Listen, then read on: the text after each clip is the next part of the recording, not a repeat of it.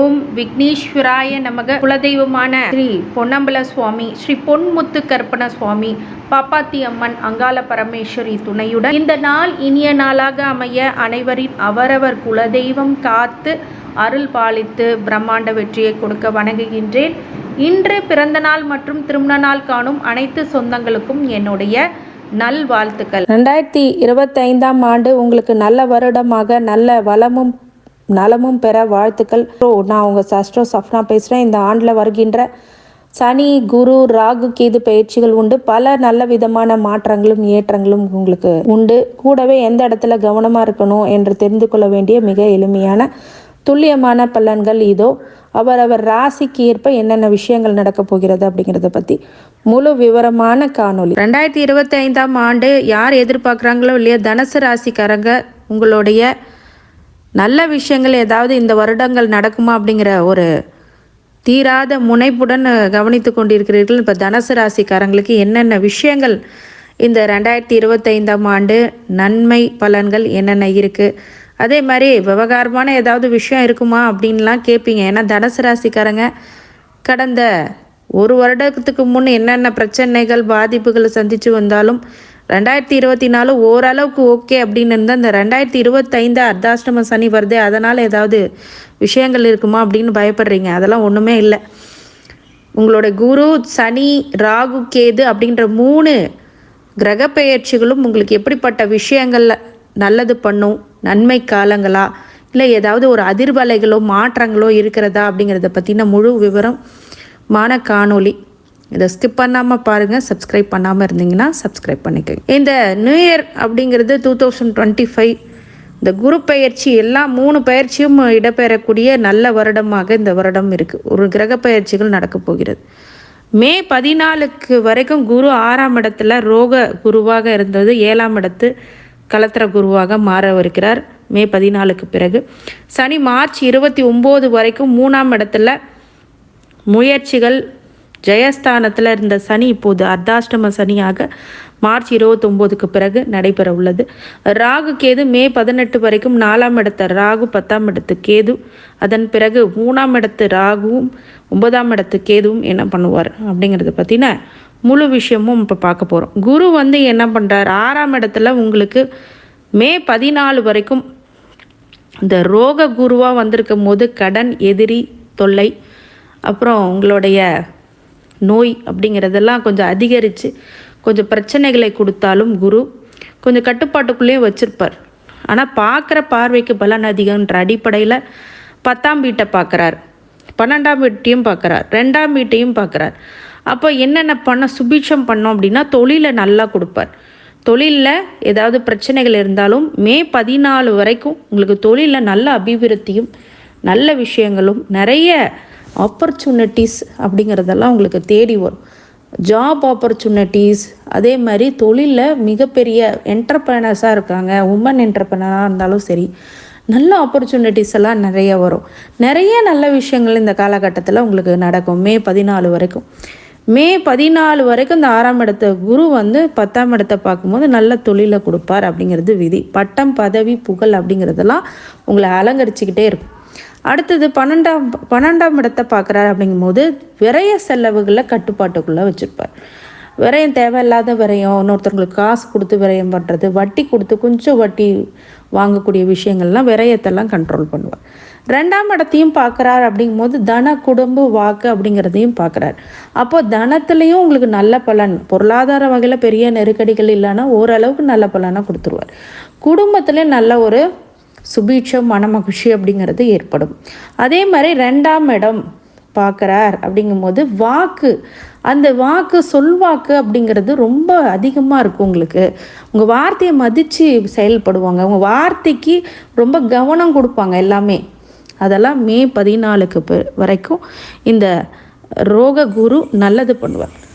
அடுத்தது 7ஆம் குரு கலத்திரகாரகனாக குரு திருமணமே ஆகலைங்க அப்படின்றவங்களுக்கு திருமணத்தை பண்ணி வைப்பார். மே 14 பிறகு நிறைஞ்ச ஒரு நல்ல வாழ்க்கையை உங்களுக்கு கண்டிப்பாக கொடுத்துருவோம். ஏன்னா சமசப்தமாக உங்கள் ராசியும் பார்க்குறாருங்கிறதுனால கண்டிப்பாக உங்களுக்கு திருமண பாக்கியம் உண்டு. பிஸ்னஸ் பார்ட்னர்னால ப்ராஃபிட் கிடைக்கும். 11th பிளேஸையும் பார்க்குறாரு அப்படிங்கும்போது 11ஆம் இடத்த லாபத்தையும் கொடுப்பார், பார்ட்னர்ஷிப்பையும் கொடுப்பார், பிஸ்னஸ் பார்ட்னரையும் கொடுப்பார், லைஃப் பார்ட்னர்னால சுபிட்சத்தையும் கொடுப்பார். உங்களை தேடி பொருள் வரவு, பண வரவு, தானிய வரவு எல்லாம் வரும். இது குரு உங்களுக்கு அள்ளி கொடுப்பார். ஏன்னா ராசியாதிபதி அவர் நல்ல இடத்துக்கு வரும்போது மிகப்பெரிய நல்ல பலன்கள் தனுசு ராசிக்காரங்களுக்கு உண்டு. சரி, 7ஆம் இடத்துலேருந்து 3ஆம் வீட்டை பார்க்குறார். அப்போ 3ஆம் வீட்டை பார்க்கும்போது என்ன பலன் கிடைக்கும்? புது முயற்சிகளில் தடையெல்லாம் விலகி, சனி 3ஆம் இடத்துல புது முயற்சியெல்லாம் தடை பண்ணார். மே 14க்கு பிறகு அந்த தடையெல்லாம் உடஞ்சி புது முயற்சிகளை ஜெயம் கொடுப்பார், வெற்றிகளை கொடுப்பார். எடுக்கிற முயற்சிகள் எல்லாம் வெற்றிகளை கொடுப்பார் சனி. அடுத்தது சனி 3ஆம் இடத்துல மார்ச் 29 வரைக்கும் உங்களுடைய ஜவயஸ்தானத்துலேயும் முயற்சி ஸ்தானத்துலேயும் உட்காந்து படாத பாடுபடுத்தினார். என்ன பண்ணார்? இந்த மார்ச் 29 வரைக்கும் முயற்சிகளை தடையை கொடுப்பார், அதே மாதிரி வெற்றிகளை தடையை கொடுத்துருப்பார். ஆனால் பார்க்குற பார்வையிலையும் பலன் இருக்கு இல்லையா? அதெல்லாம் எந்தெந்த இடத்துல கவனமாக இருக்கணும். மார்ச் 29ன்னா 5ஆம் இடத்த பார்க்குற குழந்தைங்கனால சில பிரச்சனைகள், பாதிப்புகள் அப்படிங்கிறதெல்லாம் கொஞ்சம் கொடுப்பார். அதில் கொஞ்சம் கவனமாக பார்த்துக்கோங்க.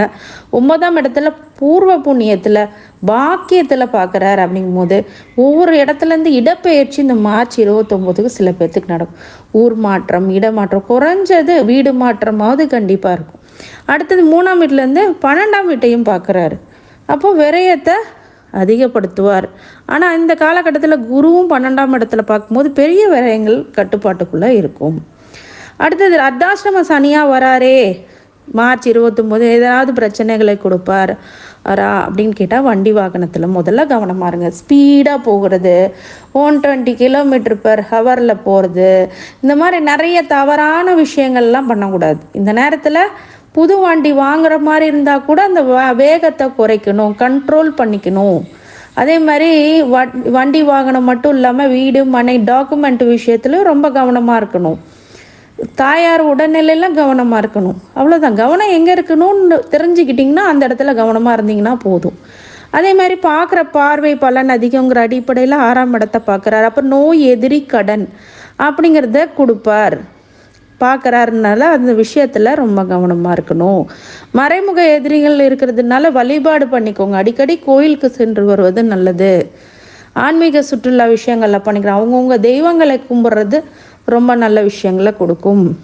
நோயை கொடுக்கறதுனால கண்ட்ரோல் பண்ணி ஆரோக்கிய உணர்வுகளை தேர்ந்தெடுத்து சாப்பிட்றது நல்லது. கடனை கண்ட்ரோலுக்கு வச்சுக்கோங்க. இந்த மாதிரி விஷயங்கள் பண்ணோம். 10ஆம் இடத்தை தொழிலை பார்க்குறார். இப்போ தொழிலை பார்க்கும்போது என்ன பண்ணும் சனி? அப்போ தொழிலை கொஞ்சம் கெடுப்பார். ஆனால் அவர் குரு லாபத்தை கொடுக்குறங்கிற அடிப்படையில் பார்த்திங்கன்னா பெரிய தொழில் பாதிப்பு அப்படிங்கிறது வராது. ஏன்னா குரு 11ஆம் இடத்தையும் பார்க்குறாரு. 10ஆம் இடத்துல லாபத்தை, தொழிலை ஒரு சில விஷயங்களை கொடுத்தாரு, லாபத்தை அதிகப்படுத்துவார். எப்படி கெடுத்தா அப்படி கொடுப்பார் அப்படின்னு கேட்டிங்கன்னா, பெரிய தொழில் அமைப்புலனால மல்டிபிள் சோர்ஸ் ஆஃப் இன்கம்மாக கொடுப்பார். 4ஆம் இடத்துலேருந்து பார்க்கும்போது உங்கள் லக்னத்தை ராசியே பார்க்குறாருங்கிறதுனால சரியான முடிவெடுக்கிறதுக்கு தடுமாறுவீங்க. மனக்குழப்பத்தை கொடுக்கும், மன விஷயங்களில் கொஞ்சம் அழுத்தத்தை கொடுக்கும். அதனால் ஆஞ்சநேயர் வழிபாடு பண்ணிக்கோங்க, அது ரொம்ப நல்லது கொடுக்கும். விநாயகரை தினமும் தோப்புக்காரணம் போட்டு விநாயகரை வழிபடுங்க. சனி ஒன்றும் பெரிய விஷயங்களை பண்ண மாட்டார். குருவும் உங்கள் லக்னத்தை பார்க்குற, ராசியை பார்க்குறதுனால பெரிய கெடுதலை உங்களுக்கு பண்ண மாட்டார்.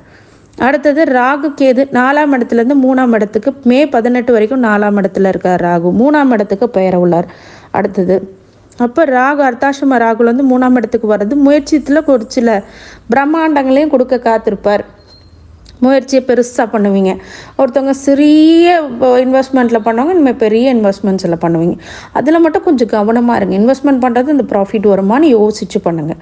கேது 10ஆம் இடத்துல தொழிலில் கொடுத்தாலும் அடுத்தது பாக்கிய இதுவாக மே 18க்கு அப்புறம் வர்றதுனால இந்த பூர்வீக சொத்து சம்மந்தப்பட்ட விஷயங்களில் கொஞ்சம் பிரச்சனைகளை கொடுத்தாலும் குலதெய்வ வழிபாடு பண்ணிக்கோங்க. பூர்வ புண்ணியத்தினால கிடைக்கக்கூடிய விஷயங்களும் இந்த காலகட்டத்தில் நடக்கும். அப்படிங்கிறதுனால ராகு கேது பெரிய ஒன்றும் பாதிப்புகள் இல்லை. அதே மாதிரி குருனால் நல்ல சுபிஷங்கள் இருக்குது. சனி மட்டும் கொஞ்சம் ஃபேவராக இல்லைனாலும் பார்க்குற பார்வையில் லக்ன ராசியை பார்க்குறா அப்படின்னால இந்த நோய் எதிரி கடனும் தொழிலையும் கொஞ்சம் கவனமாக இருங்க. மற்றபடி வெறும் பெரிய விஷயமா இல்லை.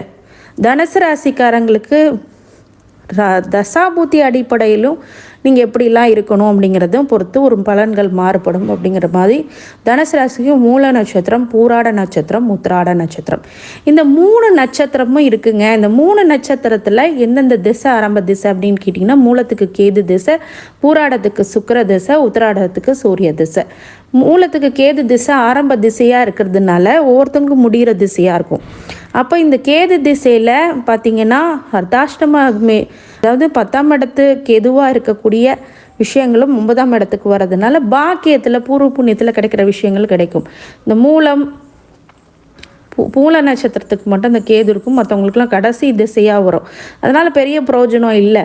சுக்கிர திசை 6ஆம் அதிபதியும் அவரே 11ஆம் அதிபதியும் அப்படிங்கிறதுனால சுக்கிர திசையில் லாபத்தை அதிகமாக கொடுக்கும், பெற்றோர்களுக்கு அதிகமாக லாபத்தை கொடுக்கும். சரிங்களா? 6ஆம் அதிபதி அவர்னா நோய் எதிரி கடனையும் கொடுக்கும் இந்த காலகட்டத்தில். இப்போ ரெண்டுமே உங்களுக்கு கிடைக்கும் அந்த சுக்கிர திசையில். இந்த சனி டைமில் இந்த சுக்கிரன் பொருளாதார நெருக்கடி கொடுத்தாலும் நல்ல மணி ஃப்ளோ இந்த காலகட்டத்தில் தடையில்லாமல் சுக்கிர திசையில் வரும். சூரிய திசை 9ஆம் அதிபதி திசை. இந்த நேரத்தில் பூர்வ புண்ணியத்தை கொடுக்கும், பாக்கியத்தை கொடுக்கும். இந்த ஒரு நல்ல திசை. ஆனாலும் இந்த அர்த்தாஷ்டம சனிக்கு கொஞ்சம் ஆகாத திசை. சந்திர திசை 8ஆம் அதிபதி. இந்த திசையில் தான் ரொம்ப தனுசுக்கார ராசிக்காரங்க ரொம்ப ரொம்ப கவனமாக இருக்கணும். ஏன்னா இப்போ அவமானங்கள், பிரச்சனைகள், மனக்குழப்பங்கள், மனசங்கடங்கள் ஏற்படக்கூடியதாக இந்த சந்திர திசை இருக்கும். அப்படின்னால ரொம்ப கவனமாக இருங்க. செவ்வாய் திசை 5ஆம் அதிபதியும் அவரே, 12ஆம் அதிபதியும் அவரே அப்படிங்கிறதுனால குழந்தை பாக்கியம் இல்லாதவங்களுக்கு குழந்தை பாக்கியம் கொடுக்கும், விரயத்தை அதிகமாக கொடுக்கும். இந்த செவ்வாய் திசை இந்த காலகட்டத்தில் அர்த்தாஷ்டம சனியில் வண்டி வாகனத்தில் ஆக்சிடென்ட்ஸ் இந்த மாதிரி விஷயங்கள்லாம் நடக்கக்கூடியது, அறுவை சிகிச்சையாவது பண்ணக்கூடியது இருக்கிறதுனால கொஞ்சம் ரொம்ப கவனமாக இருங்க செவ்வாய் திசையில். ராகு திசை அவரே அர்த்தாஷ்டம ராகுவாக இருக்கார். மே 18 வரைக்கும் ஒரு வண்டி வாகனத்தில் கவனமாக இருக்கணும் ராகு திசையில். 3ஆம் இடத்துக்கு வரும்போது ஜெயஸ்தானத்தை அதிகப்படுத்துவார். ஆனால் உங்களோட ராகு தனிப்பட்ட ஜாதகத்தில் எப்படி இருக்குது அப்படிங்கிறத பொறுத்து பலன் மாறுபடும். அப்போ 9ஆம் அதிபதி 9ஆம் இதில் வந்துச்சுன்னா மே 18க்கு பிறகு பாக்கியத்தை, பூர்வீக பாக்கியத்தை கொடுக்கக்கூடிய விஷயங்களை கெடுக்கும். 3ஆம் இடத்தை, அதாவது இந்த ராகு 4ஆம் இடத்துலேருந்து 3ஆம் இடத்துக்கு வரும்போது ஜெயஸ்தானத்தை கெடுக்கும், ஜெயஸ்தானத்தை பாதிக்கும். அப்போ நம்ம என்ன பண்ணணும் அப்படின்னா, அந்த ஜெயத்தை உருவாக்கக்கூடிய முயற்சிகளில் கொஞ்சம் சிறு தடைகள் ஏற்படும். ஆனால் அந்த தொடர்ந்து முயற்சி எடுக்கக்கூடியவர்கள் தனுசு ராசிக்காரங்க. ஆனால் ராகு திசை எப்படி இருக்குது அப்படிங்கிற உங்கள் ஜனன கால ஜாதகத்தில் 11ஆம் இடம் அந்த மாதிரி நல்ல இடத்துலலாம் இருந்துச்சு, குரு பார்வையில் இருந்ததுன்னா நல்ல யோகத்தை. குரு ராசியாதிபதியும் அவரே, 4ஆம் அதிபதியும் அவரே அப்படிங்கிற அடிப்படையில் ராசியாதிபதியாக இருக்கிறதுனால ராசிக்கு உண்டான தனுசு ராசிக்காரங்களுக்கு யோகம் கொடுக்கக்கூடிய காலகட்டம். ஆனால் குரு திசையில் சனி நல்லா இல்லை அப்படின்னா, அர்த்தாஷ்டம சனியாக இருக்கும்போது சிறு சிறு அவமானங்கள் ஏற்படக்கூடியதாக இருக்கும். ஆனாலும் நல்ல பெரிய அளவு கெடுதல் இருக்கு. நல்ல குடும்ப அமைப்பு, நல்ல குடும்பம், நல்ல குழந்தைகள் அப்படிங்கிறதுலாம் உங்களுக்கு நல்ல பிராப்தம் இருக்கும்.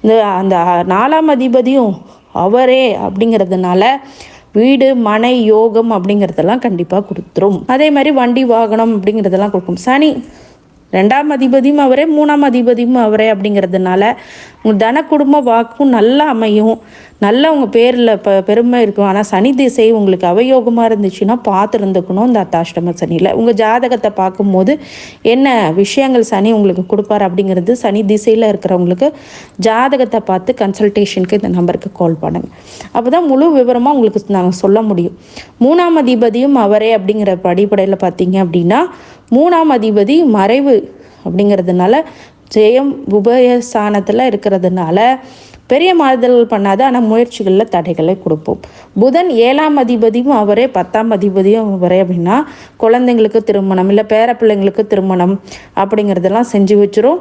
அதே மாதிரி 10ஆம் அதிபதி தொழிலில் நல்ல லாபத்தை இந்த புதன் திசையில் கண்டிப்பாக தனுசு ராசிக்காரங்களுக்கு கொடுக்கும்.